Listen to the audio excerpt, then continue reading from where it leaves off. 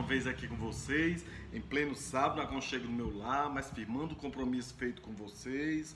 Vamos para as perguntas, mas antes de começar, dê aquele like para você não esquecer, vá cada vez divulgando essas informações. Pessoal, a primeira pergunta que tem aqui, de obesidade. Adolescente, é um adolescente aqui. Doutor, eu perdi peso, malhei, fiz atividade física, emagreci, mas continuo com um pneuzinho, uma barriguinha aqui. E aí, doutor, o que é que eu faço? A questão da gordura localizada é complicado. Gordura localizada, abdominal e nos culóides são gorduras de defesa. O organismo guarda aí uma reserva para quando precisar, nos momentos de vaca magra do organismo. Aquilo dali não sai com as atividades aeróbicas. Eu vejo muito pessoal, às vezes na academia, pessoal que é gordinho e faz atividade de musculação para perder peso. Atividade de musculação, atividade de tonificação, hipertrofia, tem uma certa perda de calorias, de queimar calorias, mas é muito pouco. Você tem que agir muito mais em exercícios aeróbicos, que são aquele esteira, bicicleta, jump e outras coisas que vai dar atividade para você perder peso, queimar caloria, depois vai tonificando os músculos e aí até a flacidez também tende a diminuir. Mas gordura localizada é mais difícil. Então, a questão de atividade física, eu aconselho 60% aeróbico e 40% anaeróbico. Uma média, mas pode ser mais ou menos, dependendo da categoria da obesidade, quantas vezes vai fazer exercício por dia. Então isso daí tudo vai influenciar nesse ajuste que a gente deve fazer entre anaeróbico e aeróbico, mas sabendo sempre que tem que dar prioridade aos exercícios aeróbicos. A questão da gordura localizada, eu trabalhei muito com gordura localizada. Quando eu fazia medicina estética, então eu tinha efeitos excepcionais, exatamente com as queixas das mulheres, de homens também, que diziam: doutor, fiz exercício, faça abdominal, mas essa barriga não diminui, fica essa gordurinha. Então nós temos que usar produtos locais na gordura localizada. Excelente produto que eu usava era a carboxiterapia, é o CO2 injetado diretamente na gordura que causava neovascularização e aquilo dali aumentava a atividade das células e gerava mais energia e perda de gordura. Na verdade eu usava carbolipo, que é a injeção de soro fisiológico dentro da gordura, o lipídio ficava túrgido. A ultrassom, quando via com ultrassom, ele balançava tanta gordura que estourava aquelas gorduras. Aí depois disso faria uma drenagem linfática, depois fazia o processo de carboxiterapia, injeção de carboxo. É o mesmo ar que a gente usa nas cirurgias videolaparoscópicas para distender. Então a pessoa diz: mas Marigê, isso tem um risco de tromboembolia. Já vi até colega dizer para mim, questionário, mas isso pode dar uma tromboembolia gasosa. Não dá, porque o CO2 é hemodissolvível, então ele dissolve no sangue. Não tem como ali ficar as bolinhas e ter que como entupir um vaso no pulmão, no coração, em canto nenhum. Então a segurança é a questão só da quantidade que deve ser mensurada de acordo com o peso. Então tudo isso o médico vai ajustando para fazer esse procedimento. Então no procedimento que eu fazia, excelente, tinha bons resultados. Eu tive até um paciente militar que era forte, tudo, mas tinha um buchinho, não diminuía de jeito nenhum. Eu fiz esse procedimento dele, ficou uma barriguinha de tanquinho. Eu tive até inveja da barriga dele, mas aí porque o movimento foi tão grande da pediatria, que aí infelizmente eu não faço mais a carbolipo por conta do meu tempo. Então a questão da estética eu deixei um pouco de lado, infelizmente, porque eu gostava muito também. Aí eu tô mais na parte da pediatria mesmo, na clínica e outros procedimentos dermatológicos.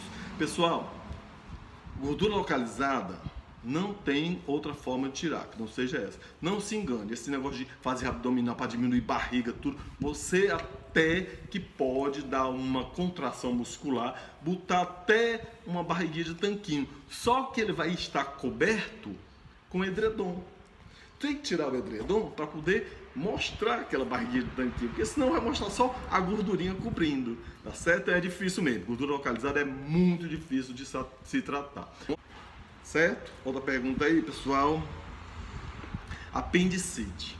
Isso daí eu escuto muito outras pessoas dizer: doutor, se apendicite é tão perigoso, se qualquer pessoa pode ter um apendicite de uma hora para outra, uma cirurgia de emergência que a gente pode não estar preparado, então por que não se faz logo a cirurgia de apendicite? Tira logo a gente fazendo os exames criteriosos, os exames de rotina, uma cirurgia eletiva. Aí eu digo, não compensa um risco cirúrgico, risco anestésico de um procedimento que poderá acontecer. Você pode passar a vida toda e não ter uma apendicite, então não justifica um fato desse. Agora não, na crise você é obrigado a fazer mesmo, então a gente não faz esse procedimento sem ter a inflamação do apêndice. Certo? Outra pergunta sobre auxílio doença. Aqui é bem a questão da reforma da Previdência. E aí, doutor, o que você acha da reforma da Previdência? Olha, tem algumas coisas que a gente tem que analisar ainda tem que amadurecer as ideias. Na verdade, as propostas ainda estão muito em aberto ainda, mas tem uma coisa que eu sou totalmente a favor, Jair Bolsonaro já disse em sua reforma, é ele tirar os benefícios sociais dos benefícios trabalhistas. Isso gera uma confusão na cabeça do requerente, do segurado, porque se você é trabalhador, você contribui. Se você contribui, você tem direito. Agora, tem os benefícios, como eu expliquei, se você não assistiu, vá lá dar uma voltinha e vai sobre auxílio doença, sobre os benefícios do INSS. Então tem um benefício que é para não contribuinte.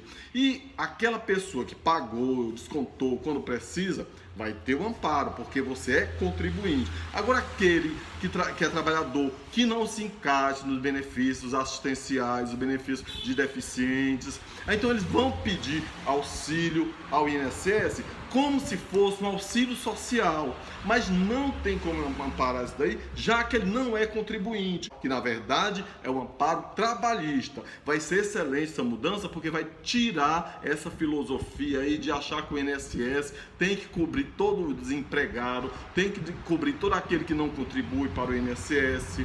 E outra coisa também em relação ao INSS, são dois pontos que eu sou totalmente a favor.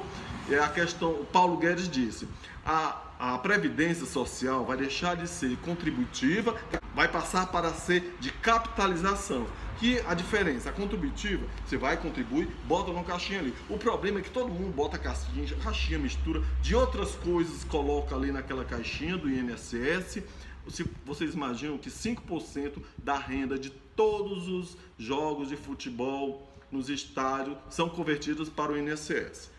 Ótimo, mas aí, como aquela caixinha cheia, tirar o dinheiro do INSS para outros benefícios, para outros programas de governo, que é totalmente errado, porque aí tira, seca ali, a do trabalhador não dá certo. Então, o que é o modelo de previdência de capitalização? É aquela poupança que cada segurado, cada contribuinte vai fazer de forma individual. Ele vai colocar, todo mês é descontado o seu INSS, certo? Então vai ter uma conta específica para você, para colocar aquele dinheiro ali e deixar rendendo.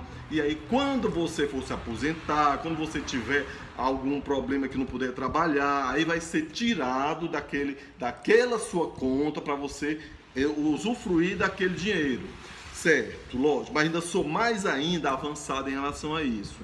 Eu acho que deveria ser voluntária. Você pagaria se quiser. Você poderia pegar aquele seu dinheiro e você mesmo, não desconta, o governo não desconta, e você mesmo investir em alguma coisa particular, em algum tesouro direto, em algum tipo de capitalização, e aí você iria administrar a sua previdência. Mas aí questiona, não, Maria, mas o povo não tem educação para isso, o povo vai gastar e depois vai bater a porta do governo por questão social, que não tem condição. Mas aí a questão de educar o povo, educar, poupe que você vai ter. Se você não poupou, você não vai ter. É a questão de ter que ensinar esse povo. Nos Estados Unidos funciona assim. Nos Estados Unidos eles já poupam para o futuro, para a universidade dos filhos, tudo. Então isso é questão educacional, certo?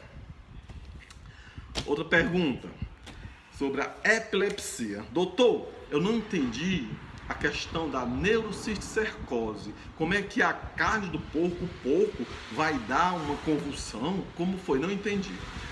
A neurocisticercose, como diz, neurocisticercose. Cisticerco é a fase evolutiva do ciclo da tênia, aquele verme solitária que tem no porco e tem no boi. O boi é a saginata, no porco é a tênia sólio. Essa é que dá a neurocisticercose. Então ele tem o ciclo evolutivo, que é a questão lá, tem primeiro o ovinho, depois o ovo e o cisticerco vira lava, a lava vira o vermezinho adulto, o vermezinho adulto joga os ovos e vem o ciclo.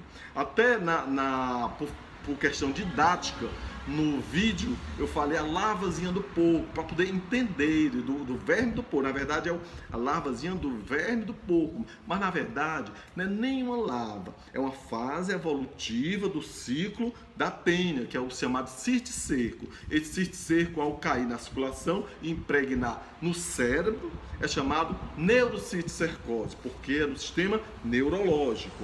A tênia, a verme do porco, ela parece um trenzinho. Ela é cheia dos vagãozinhos. Esse vagão, cada vagão dela é chamado proglótis. Dentro desse proglótio, do vagãozinho do verme, tem de 80 a 100 mil ovos. Eles, para se reproduzir, o que é que eles fazem? Solta o vagãozinho, o proglótio, joga lá no intestino, ele estoura, os ovinhos caem e eles produzem novos filhotinhos e vão depois virar vermes adultos que vão continuar o processo evolutivo. Alguns proglótios que não estouram, não eclodem dentro do intestino, vão eclodir lá no meio externo, na plantação, na pastagem. Então lá eles vão estourar e vão ficar o cisticerco, alguns viram lava, alguns viram verme, alguns morrem, mas aí alguns outros animais que eles vão lá na pastagem, vão comer alguma verdura, vão comer, às vezes até misturado com o dejeto dos porcos. Aí o que acontece? Eles vão engolir o cisticerco, a bolinha que eu disse que era larvinha, que na verdade não é larva ainda. Mas aí, eles ao engolir isso daí, cai no intestino. Ao cair no intestino do porco, ele pode eclodir aquilo dali, virar a larvazinha, cair no intestino, ficar verme dentro do porco. Certo? Mas pode também ir para circulação, ser absorvido, cair na circulação, e da circulação ir para o fígado do porco, e para o cérebro do porco, e para a carne do porco, para os músculos. Aí a gente, ao comer uma carne do porco, vai ingerir o cisticerco. O cisticerco aí vai cair no nosso intestino. Olha, ela é facilmente destruída se for uma temperatura a 90 graus, cozido, assado. Então já destrói cisticerco. Por isso nós dizemos, a carne de porco tem que ser bem assada e bem cozida. Ao comermos a carne de porco, ela vai lá para o intestino, no intestino estoura o eclode e fica o verme adulto no intestino. Uma tênia, aquela solitária. Esse menino come tanto e não gosta, parece que tem uma solitária dentro.